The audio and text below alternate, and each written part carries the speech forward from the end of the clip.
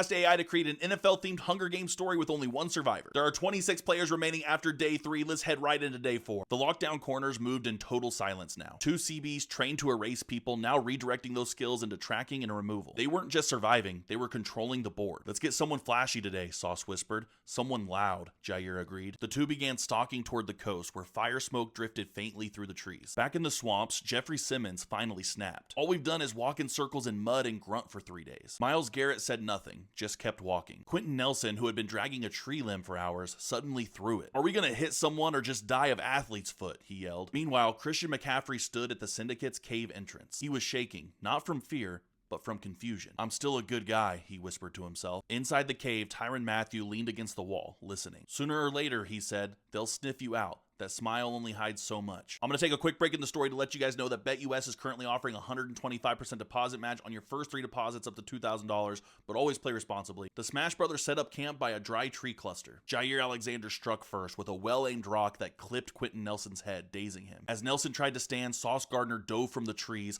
plunging a sharpened stick into his gut. Garrett and Simmons roared, but the lockdown corners vanished back into the brush before they could counter. Quentin Nelson was eliminated. Myles Garrett crouched over his body. For once, the big man looked tired. Jeffrey Simmons clenched his fists and said, we kill them next. Elsewhere, Tyrann Mathieu and Travis Hunter tracked movement near the cliffs. Their target?